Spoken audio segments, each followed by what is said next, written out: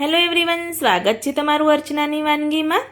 તો વરસાદની સિઝનમાં ખૂબ જ પ્રમાણમાં મળતી મકાઈમાંથી આજે હું અહીંયા 4 અલગ અલગ પ્રકારમાં અલગ અલગ મસાલા સાથે ટેસ્ટી એવી મસાલા મકાઈ બનાવીશ। અને આ 4 અલગ અલગ મસાલા મકાઈ છે એ બધી જ મસાલા મકાઈ ખૂબ જ એવી ટેસ્ટી બને છે અને ખૂબ જ એવી તમને ભાવશે એવી બની અને તૈયાર થાય છે।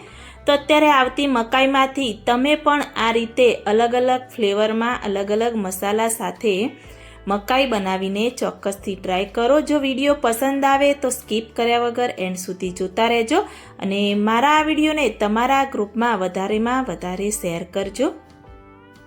તો મકાઈના દાણા નીકાળી મેં અહીંયા બાઉલમાં આ રીતે રેડી કરી દીધા છે। તો આ રીતે તમે જોઈ શકો છો કે મેં 2 આખી મકાઈ અને 1 અડધી એમ મેં મકાઈ લીધી હતી, એના આ રીતે બધા જ દાણા નીકાળીને રેડી કરી દીધા છે।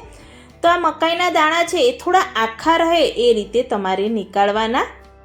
તો સિઝન વગર પણ તમારે આ રીતે મસાલા મકાઈ બનાવી હોય તો જે ફ્રોઝન કરેલી મકાઈ છે એમાંથી પણ સરસ એવી મકાઈ બની અને આ તૈયાર થાય છે। તો આ જે મકાઈ છે એને આપણે બાફવાની છે।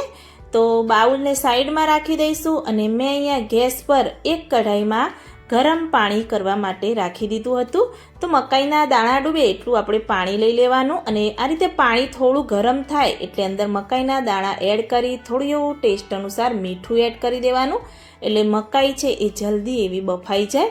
આ રીતે બધું સરસ એવું મિક્સ કરી દેવાનું, ઢાંકણ ઢાંકી અને જ્યાં સુધી મકાઈ બફાય એટલે વચ્ચે ચેક કરતું રહેવાનું, ત્યાં સુધી આપણે મીડિયમ ગેસની ફ્લેમ પર એને બફાવા દઈશું।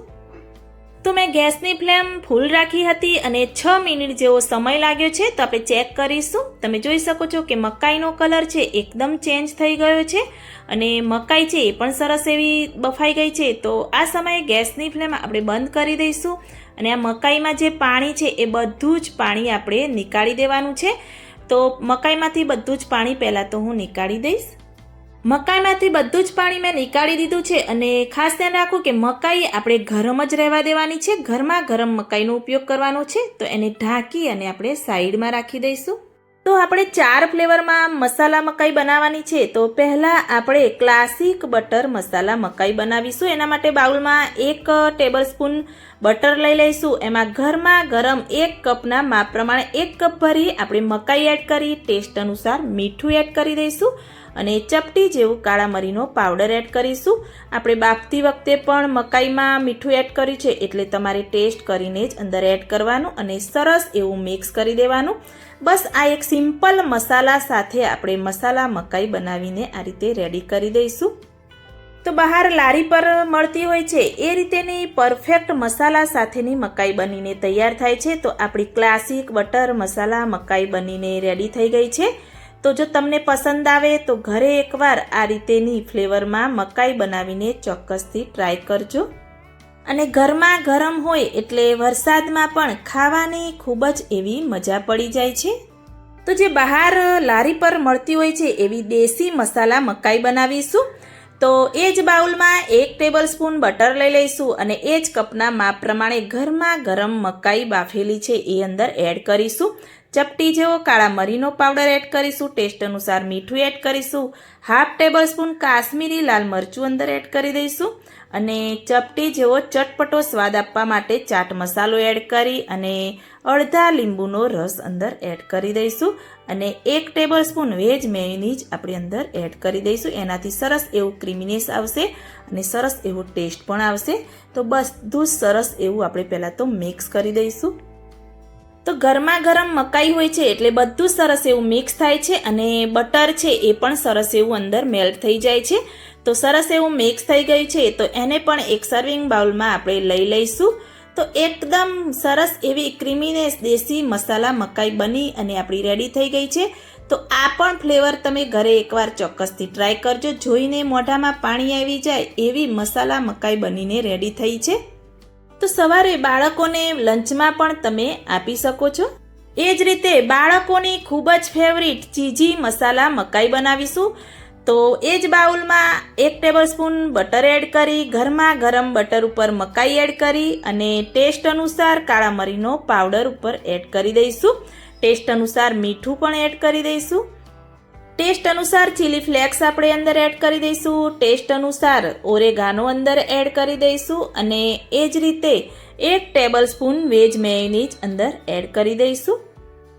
તો બસ આટલા જ મસાલા આપણે અંદર એડ કરીશું અને મેં અહીંયા 1 ચીઝનો ટુકડો લઈ લીધો છે. આ ચીઝ છે એ બધું જ ચીઝ આપણે અંદર છીણી દઈશું.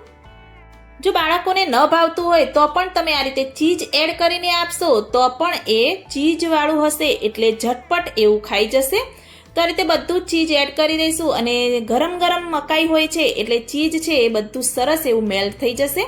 એટલે ખાસ ધ્યાન રાખવું કે તમારે મકાઈ છે એ ગરમ જ ઉપયોગ કરવાનો.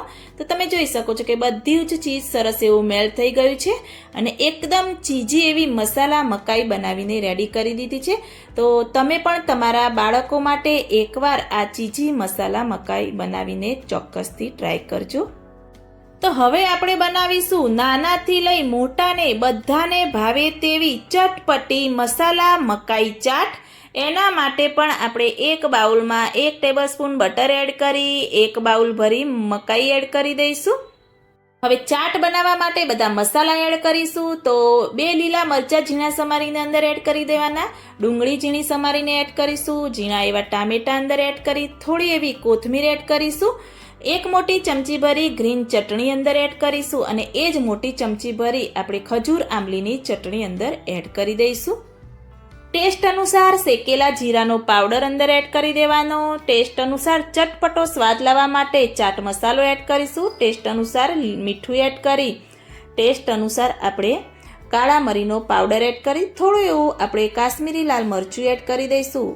1 ટેબલ સ્પૂન લીંબુનો રસ અંદર એડ કરી દઈશું. જેવું તીખું જોઈએ એ રીતે તમે લાલ મરચું પાવડર એડ કરી શકો છો. થોડી એવી મેં મસાલા સેવ અંદર એડ કરી છે. જો તમારી પાસે સેવ ન હોય તો તમે પાપડી હોય તો પાપડીનો પણ ઉપયોગ કરી શકો છો. વેફર્સ હોય તો વેફર્સનો પણ તમે ઉપયોગ કરી શકો છો. કંઈ પણ તમારે એડ કરવું હોય એ એડ કરી અને ટેસ્ટી એવું બનાવી શકો છો. તો બધું સરસ એવું મિક્સ કરી દઈશું અને સરસ એવી ચટપટી મસાલા મકાઈ ચાટ પણ આપણી બની અને રેડી થઈ ગઈ છે. સરસ મજાનો વરસાદ આવતો હોય ને ભૂખ લાગી હોય તો આ રીતે તમે મસાલા મકાઈ ચાટ પણ બનાવીને ખાઈ શકો છો. ખૂબ જ એવી ટેસ્ટી બની અને તૈયાર થાય છે. નાનાથી લઈ મોટાને બધાને જ ભાવશે. સરસ મજાનો વરસાદ પડતો હોય અને ઠંડુ ઠંડુ વાતાવરણ હોય તો આ રીતે અલગ અલગ સ્વાદમાં અલગ અલગ ટેસ્ટમાં જો તમને મસાલા મકાઈ મળી જાય તો તમે બીજું કંઈ પણ નહીં માગો. તો તમે પણ આ રીતે મારી રેસીપીથી એકવાર આ 4 અલગ અલગ સ્વાદમાં મકાઈ બનાવીને ચોક્કસથી ટ્રાય કરજો અને તમારા ઘરના સભ્યોને તમારા બાળકોને ખવડાવજો. એકવાર ખાશે તો વારંવાર બનાવવાનું કહેશે એવી બની અને તૈયાર થાય છે. અને મને કમેન્ટમાં પણ જરૂરથી બતાવજો કે મારી આ રેસીપી તમને કેવી લાગી. જો સારી લાગી હોય તો મારી ચેનલને લાઇક શેર કમેન્ટ કરજો. મળીએ કોઈ એક નવા વિડીયો સાથે નવી માહિતી સાથે.